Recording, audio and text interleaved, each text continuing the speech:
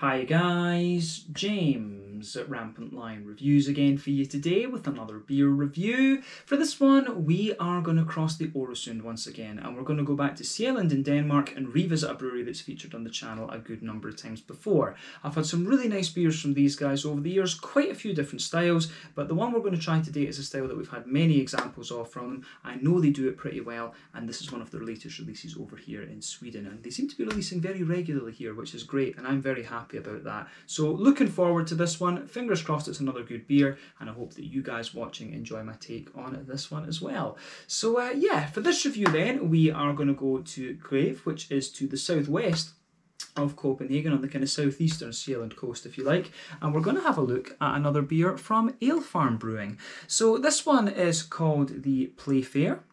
It comes in at 8% ABV. It's another double IPA. Exactly what kind of double IPA is, though, I'm not 100% sure, but I'm sure we'll find out when we taste it. But this beer was released as part of the local Småskalig assortment through Systembolaget here in Sweden for August of 2021, and I think they only released one beer through Sweden this month actually. So yeah, but artwork on this one is a little bit different compared to what we've had before, but I have to say it is pretty damn impressive. So looking forward to this. Let's crack on with the review and see how we get on. So as always with my reviews then, I'll tell you a little bit about the brewery before we taste the beer. If you want to get straight to the tasting, just fast forward.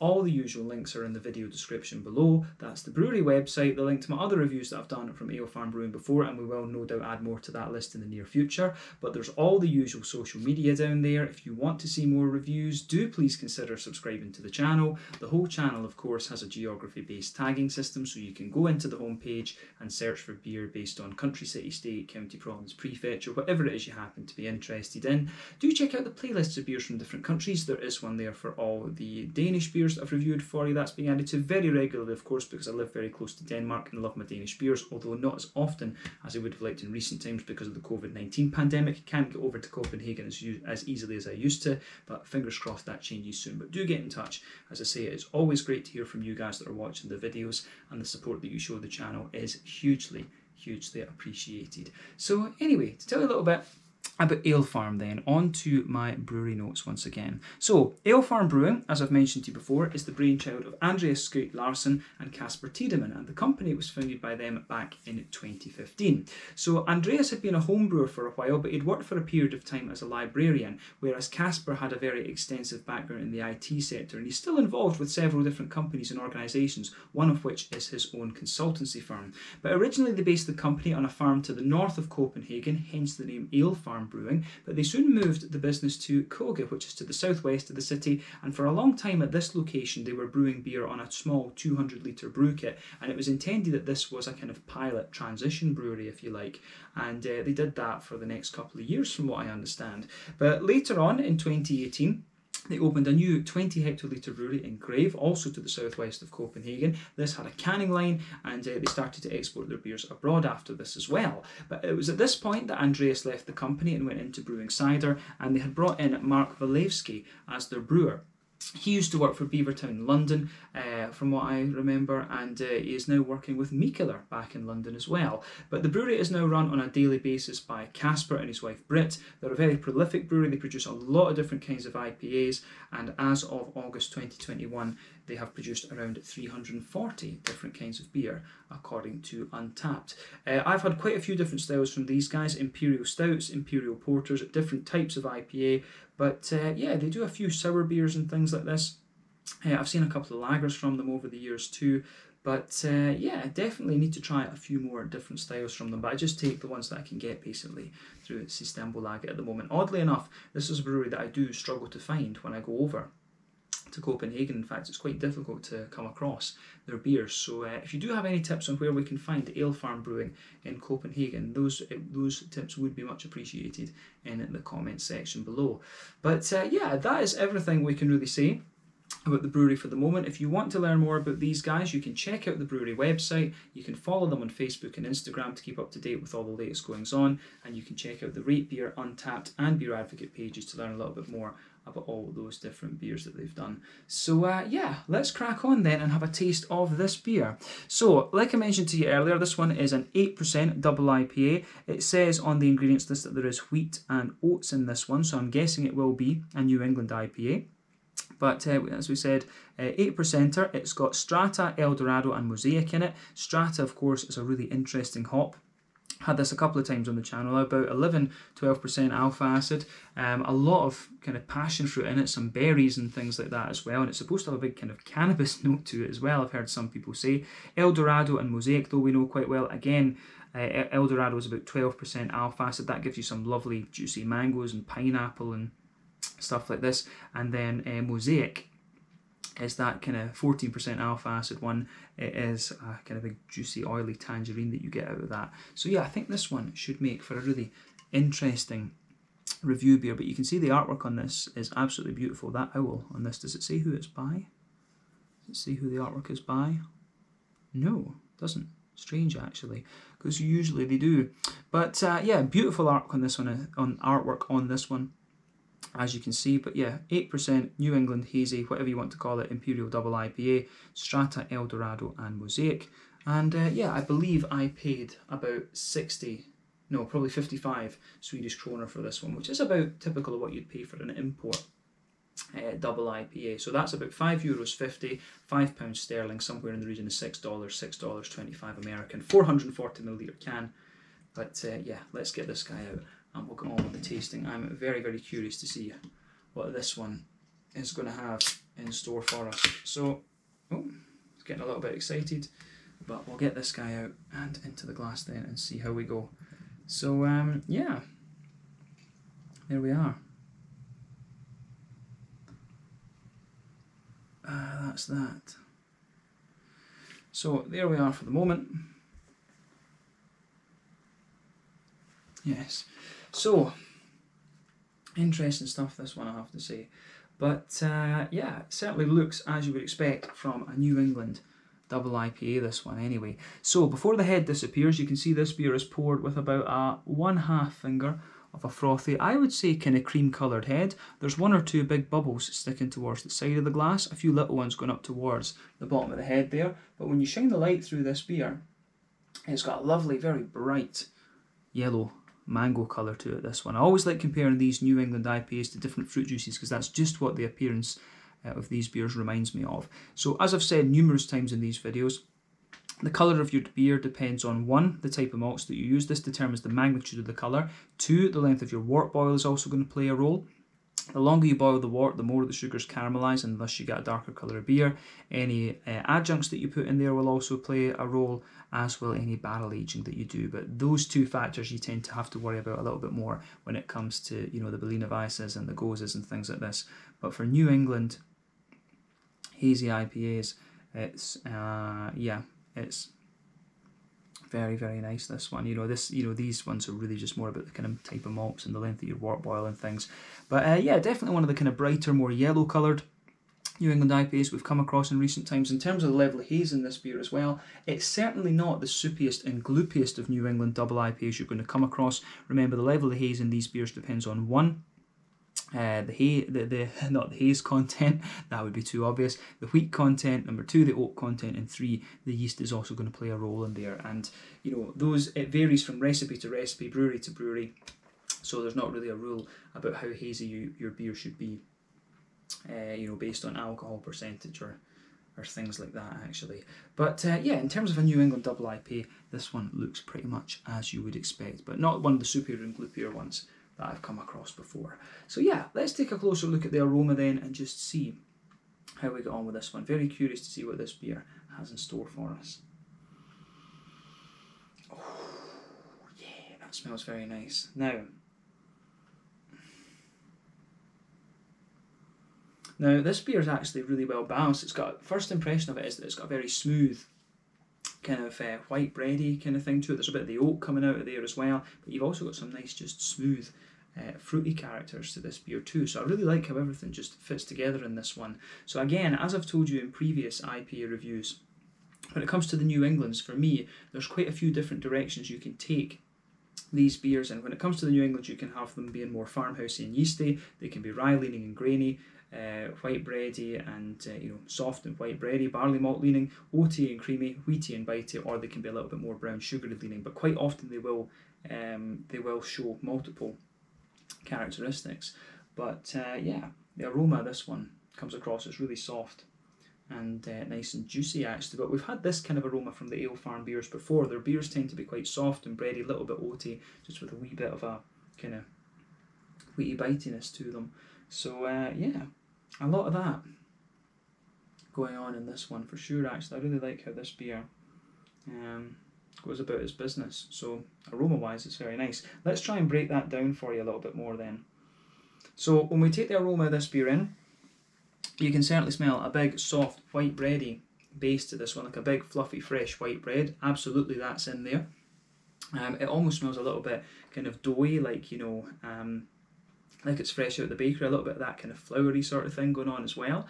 But yeah, some nice bread crusty elements in there. You can smell the wheat sort of smoothing everything out, of course, on top of that and thickening the beer out a little bit. And there's also a wee bit of the wheaty bitiness on the back of the nose too. But for me, there's quite a lot of oaty smoothness to this one. But the oats don't come across as overly creamy in a sense. They come across as a little bit almost drier, I would say. But yeah, do we get a bit of brown sugar? Not too much, but you can pick up little hints of these, the kind of Werther's Original butter candy, brown sugar type things coming out of the beer. So yeah, I really do like how this one's going about its business. So yeah, the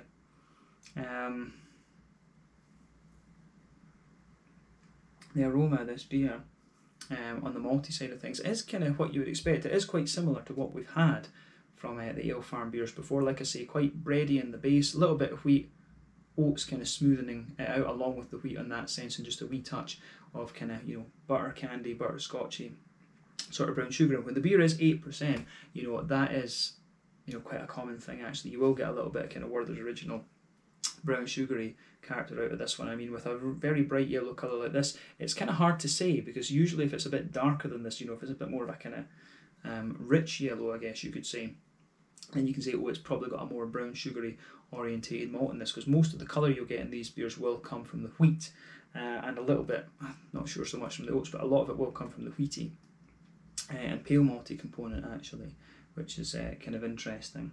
But yeah, the aroma on the malty side of this one is pretty solid, I would say. But let's focus on the hoppy and fruity side of things then.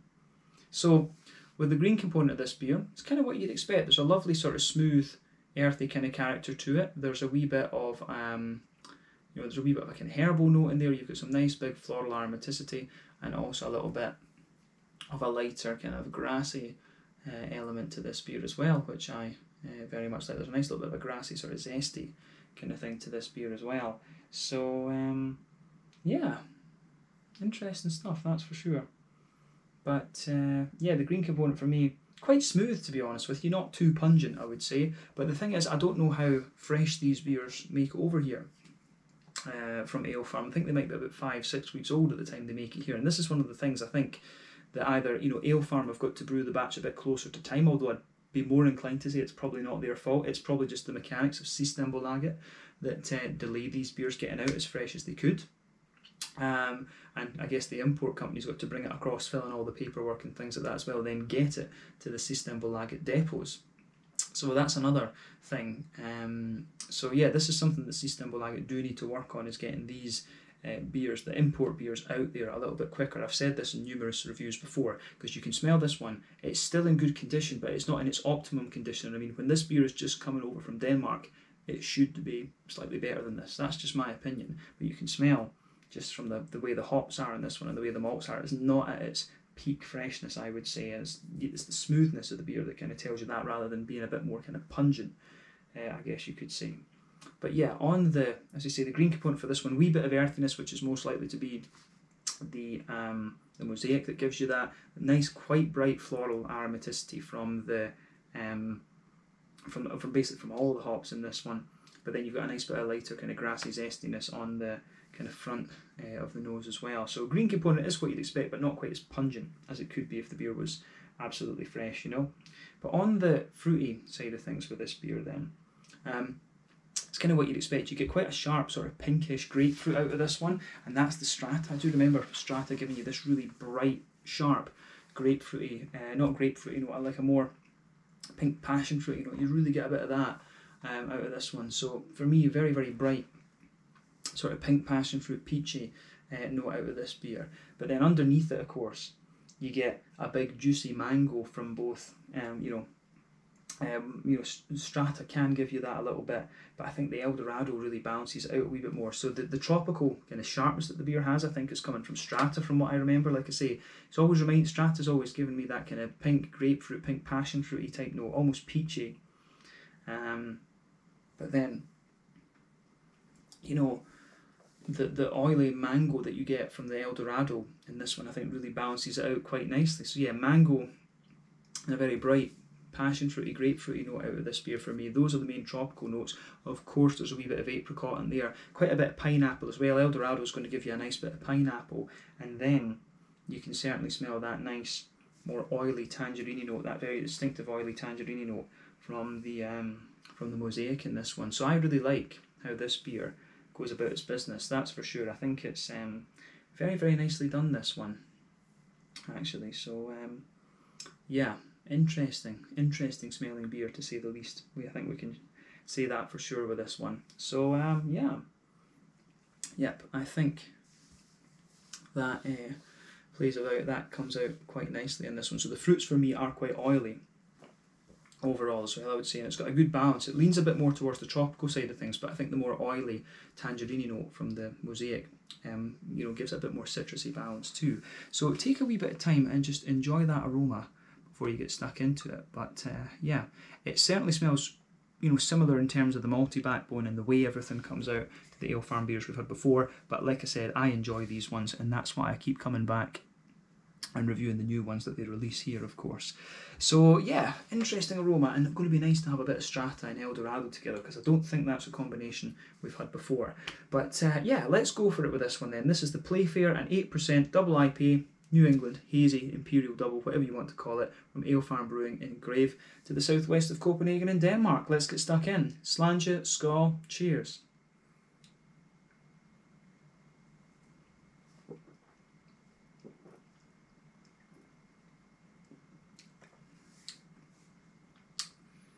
Oh yeah, it's pretty damn nice actually. I'm questioning myself what I said earlier about the freshness of this beer in the beginning, because it comes in and it does have a wee bit of bite and a wee bit of zip to it, but then when it smoothens out a wee bit more, you can tell it's just been sitting for a couple of weeks. I don't think quite 5 or 6 weeks, as I said, maybe been in the can about 3 weeks, 3 to 4 weeks. So maybe I was a bit overzealous with that comment, and I apologise for that.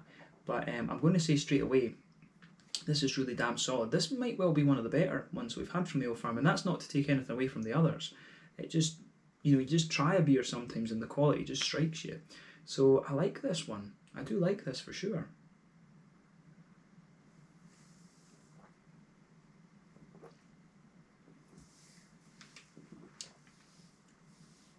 So,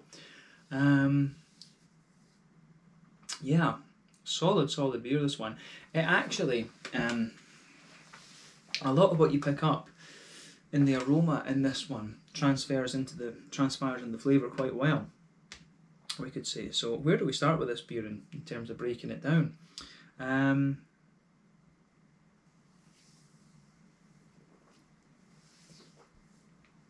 It's just got a lovely juiciness to it.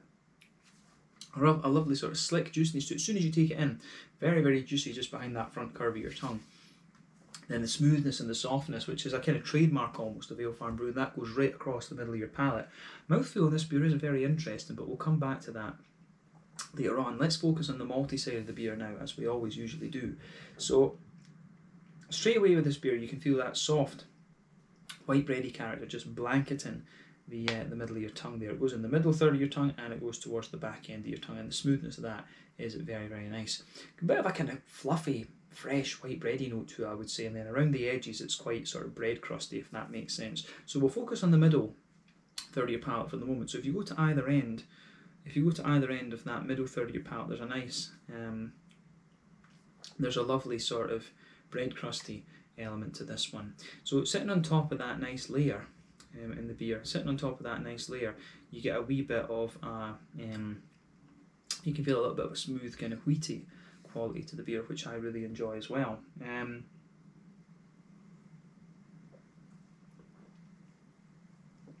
Yeah, that soft white bready base to the beer, I think, is quite nice, and it lingers there the further into the aftertaste you go, and it does.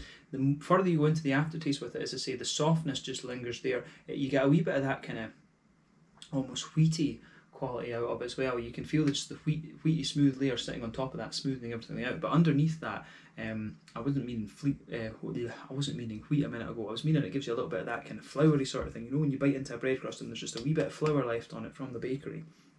That's what it's like there. The base of your middle third of your palate is very much like that. So wee touch of that kind of floury, fresh bread crusty sort of thing, the big thick white bready layer, and on top of that you've got the nice kind of smoothness of the wheat there.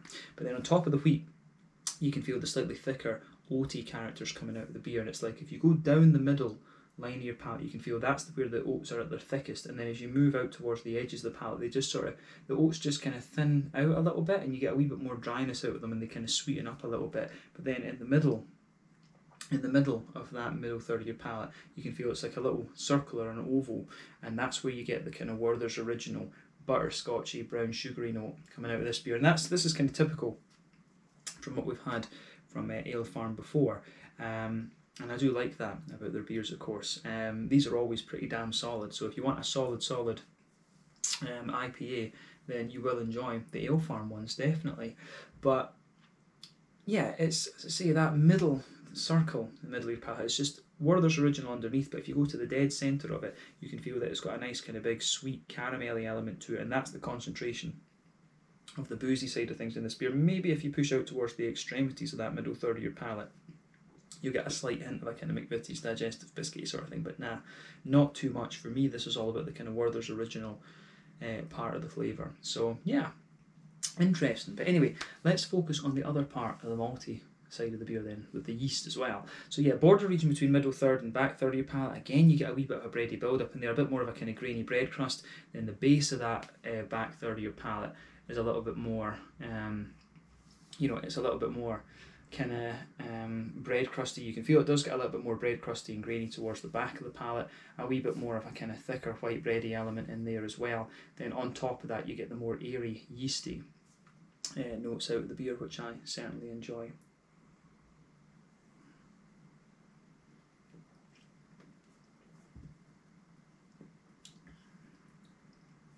But yeah, the back of your palate on this one, as you say, the flavour does feel a little bit taller, and it is just a bit drier there on the back of the palate too. So you get a wee bit, you get a bit of that. The wheat, I think, is a little bit more prominent there. You get a bit more of the wheaty bitiness at the back of the palate too, on top of the graininess. And on top of all that, you can feel just that airy, yeasty note out of the beer. So when you start at the back of your palate, the flavour is quite tall. You come forward, it condenses down, then in the middle third of your palate, it condenses down a wee bit. It's still fairly thick, I think, in the middle third of your palate, this beer, but it certainly does the job actually. So this one, to me, it's actually, I find this quite a yeasty and wheaty, thick wheaty leaning New England IPA, this one. But in fairness, it's quite balanced with the barley malt, the wheat, and the kind of oaty, creamy elements to it. So I like how this one, I do like how it goes together. Yeah, malty and yeasty side of thing with this beer works really nicely. So yeah, another solid one from Alefarm Brewing on that side of things, and not surprised, to be honest with you. But yeah, let's focus on the hoppy part of the beer then. So green component then, back corners of the palate, definitely a wee bit of earthiness there. I do suspect that is mosaic, of course, but as you move further forward, it gets a little bit herbal, and as you push towards the kind of front corners of the palate, it's distinctly kind of more floral and aromatic. actually. And as I say, the green component of this beer is not too pungent. You remember, New England IPAs do tend to be more dependent on late addition hops, which are more about flavour and aroma, rather than early addition hops, which you'll find more in the West Coast IPAs. The early addition hops give you the bitterness, of course, but both, the West Coast IPAs, of course, do use late and dry hopping as well. So yeah, green component of this one is a nice little bit of bright floral aromaticity there on the front corners of the palate, but round the front curve of the tongue, a little bit kind of smoother and grassy, I would say. But the further you go into the aftertaste with it, there is a wee bit more zestiness comes out of the beer. But let's focus on the front third of your palate and the fruity elements then.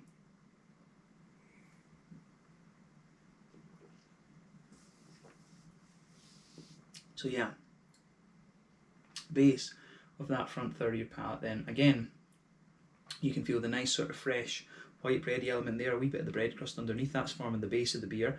Then on top of that you get that nice oily bubble where those juicy fruity esters just roll their way out of the beer. But the border region, again, between front third and middle third of your palate, a bit of bread crust, or a bit of a thicker bready build up there, a bit of a bread crusty grain, and the fruits just sit on top of that. But at the back of that front third of your palate, again, you get a wee bit of that kind of pinky grapefruit, passion fruity sort of thing. Again, I think this is the kind of strata coming out of it, and it's almost a little bit berry like. You can, strata, a lot of people say it gives you a bit of berry note, and you can pick up a little bit of that in this beer as well. But as I say, quite pungent pink passion fruit, grapefruit, and almost a bit of a peachy note in that very back of that front third of your palate. But as you move further forward, it's almost like you've got a very dried apricot underneath.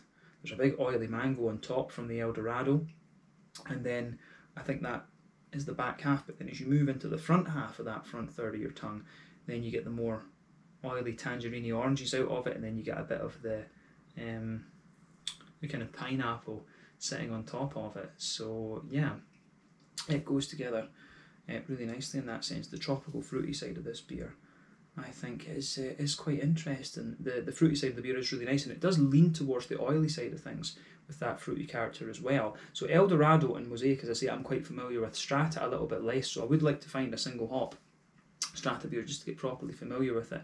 I've maybe had one. I have had a couple of beers with Strata in it before here on the channel, but as we say, it's a bit difficult to keep up with everything that you've been reviewing, especially after 3,000 reviews, but yeah, this one is very, very nice for sure.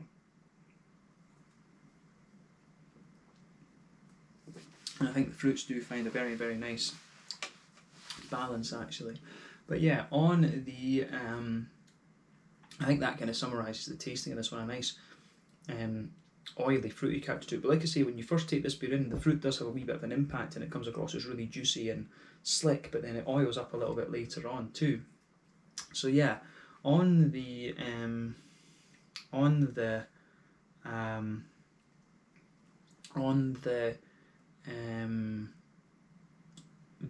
mouthfeel side of things, I think we've said everything we need to about the flavour. Having a brain fart there, but on the mouthfeel side of things, I'd say this beer overall, kind of bottom end of full body, top end of mid body. I think we can definitely go with that. Carbonation is very, very smooth. The beer thickens up the further you go into the aftertaste with it, so I really like that. Lovely big smooth malt base to it. A little bit of sweetness comes out of it later on, of course. And then the hoppy side of things, I think this is a fairly standard 20-ish IBU one. This feels like it's quite low and bitter, but as I say, I'm not 100% sure exactly how fresh this one is. But then the fruity side of the beer has a bit of an oily character to it as well, a wee bit of a dried fruit, and then a wee bit of a kind of slickness as well. So yeah, I really like how all of this goes together. So yeah, the fruity side of things in this beer, I think, goes together really, really nicely. So yeah, big thumbs up to Alefarm for this. I think this is one of these beers where it all fits together quite nicely. I think the sort of backbone of this beer is quite similar to what we've had from Alefarm before, but it's the fruits that make it a little bit more distinctive. It's definitely a bit more oily, and the Strata, of course, is a sort of unusual hop, if we can call it that. So yeah, it's an interesting beer for sure, this one, and I would recommend you have a go at it. It's typical Alefarm standards, pretty damn solid, and a wee bit different with the different fruity character in it compared to what we've had from them before. So I'm happy with that. I think we can leave it there. So yeah, this one was the Playfair, an 8% double IPA, Strata, Eldorado and Mosaic from Alefarm Brewing in Greve, to the southwest of Copenhagen on Sjælland over in Denmark. Always nice to review new beers from these guys. And I think we can leave it at that for this one. So yeah, once again, thank you for watching my beer reviews. Until the next time, please like, subscribe, share, all the usual YouTube stuff. Let me know your own thoughts on this one in the comment section below. Let me know what your favourite beers are from Alefarm. Do give me some other Danish breweries in the comment section below that you'd like me to check out as well. Always on the lookout for new Danish breweries to check out. But as always, thank you for watching. Check out my social media, check out theirs, and we'll see you guys in the next one. Slàinte, skål, and cheers.